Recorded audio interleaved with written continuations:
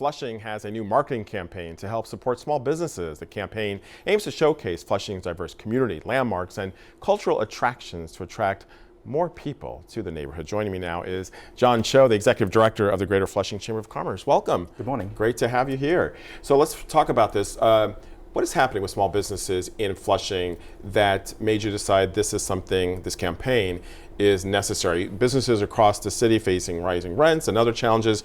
The same situation, I imagine, in Flushing? Absolutely, even more so in Flushing because we have so much economic activity that rents have skyrocketed.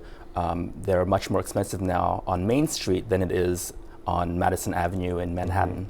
So many of them longtime businesses, Yes. small businesses, Mom and pop stores. family, mom and pop, struggling to survive. Yes, and some of them have already been displaced. They've been forced out, and I think that is actually a very problem for a neighborhood like ours because we have such a unique set of businesses. I mean, it's really these small businesses, especially for someone who hasn't been to Flushing, these businesses are really the backbone of the neighborhood, the economy. And they've defined our identity. They've really attracted a lot of business. And Flushing has been one of the few neighborhoods that actually continues to have jobs and economic activity during the last recession. So I feel we need to really identify Flushing as a model for new development and new economic activity. So you hope to help them out with this new marketing campaign. We should mention you're doing this, the Chamber is doing this with the Asian Americans for Equality, and also help with some funding from the city's Small Business Services Department, $1.5 million.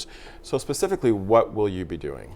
We are launching a district marketing campaign to promote Flushing, to rebrand Flushing in some ways, and to really attract people to experience Flushing in a new way, because I think a lot of people may come and be very intimidated by what they see on Main Street and Roosevelt, but we want to really give them a guiding hand and show them, like, here are some of the best restaurants in the city, here are some of the best venues and shows that you'll see in the city, and you'll have a great time. Yeah, because there's a lot to see there. So you put together this pamphlet, all kinds of information there, cultural attractions and restaurants and other places of interest in the neighborhood. So talk to me about that, and that will be available where you're handing it out to neighborhoods outside of Flushing. Absolutely, yeah. We're going out to different neighborhoods. We're working with other chambers of commerce and other nonprofit organizations to really say, hey, let's have a relationship where you're bringing people into our neighborhood and we're doing vice versa. We don't have to depend on Wall Street and the larger economic activity that so many people in New York have depended on. That's due neighborhood to neighborhood economic activity. So you want to boost the bottom lines by helping these businesses, but also by doing so, you're targeting not only the veteran shoppers who know about Flushing and go there all the time, but also the new shoppers. So how do you convince people, hey, come check us out? We've got a lot to offer here. Sure. We have a couple of major concepts. One is Flushing A to Z, which really profiles all the different historic, cultural venues in Flushing, the great businesses and shopping meccas that we have in downtown Flushing. You'll find the best bargains in the city here. We also have a concept called the Real New York. Yeah. And that really turns on its head this concept that Flushing is just a Chinatown. And I think we have a lot more to offer. We're much more diverse than the stereotype that I think a lot of people have in the media about Flushing, that we're only for a certain type of ethnic group. Actually, we have probably one of the most diverse communities in the city, in the nation, actually. We have a history going back to the 1600s. Right. We have African Americans, Latinos, Italian, Irish, Jewish communities throughout our neighborhood. So you take all of that and you try to tie it in to the small businesses in the neighborhood through promotions and whatnot. So how is that going to work going hand to hand? So let's say you're a restaurant in Flushing and you get people who come out to the neighborhood to see, the Quaker Meeting House or et cetera. So how do those go hand in hand? What do you do? Sure. There are different ways that we're trying to connect businesses to this type of marketing. One is we have free workshops where people, mom and pop stores, can come and get assistance in promoting their business. So helping them with social media, helping them with their websites.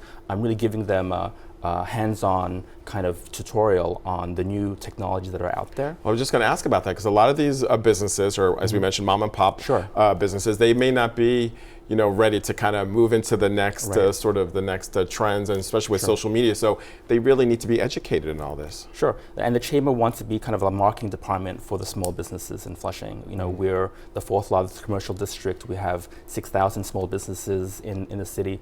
And I think a lot of these businesses, as you had mentioned before, are feeling the squeeze in terms of rent increases and major developments coming in, national retail stores. Main Street is becoming major national banks and fast food restaurants, like any other typical Main Street. And I think that would be a disservice to our community and also the city at large. Right.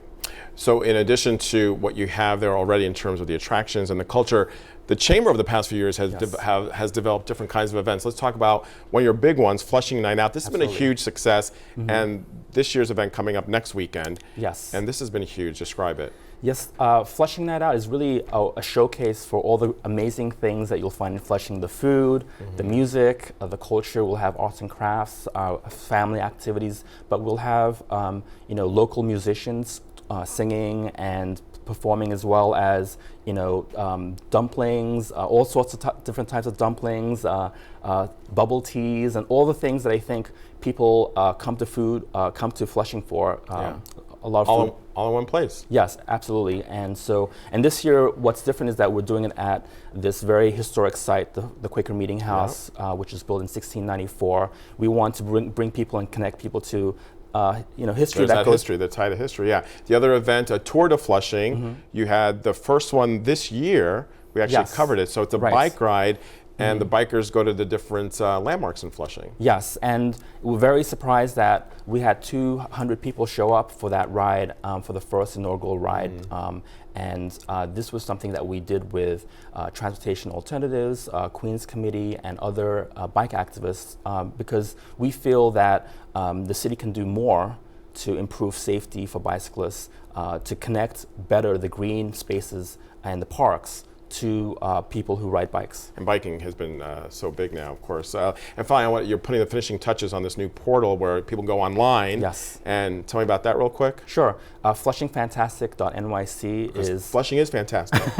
about to launch. It hasn't officially launched yet, but very soon we'll have a lot of great itineraries, stories about the Flushing community and individual entrepreneurs. We'll have Flushing A to Z, as I mentioned before, so you have a showcase of different historic and cultural venues. We'll have promotions where people may be able to get discounts to restaurants and eateries in downtown Flushing. So there's going to be a lot to offer. A lot to offer. If you haven't checked out Flushing, go check it out. John Cho with the Greater Flushing Chamber of Commerce. Appreciate your time. Thank you very much, Rocco. And for more information on everything happening in Flushing, you can head to this website, flushingchamber.nyc. Thanks again to John. All right, stay with us, everyone. Meet our Queen's Person of the Week when we come back.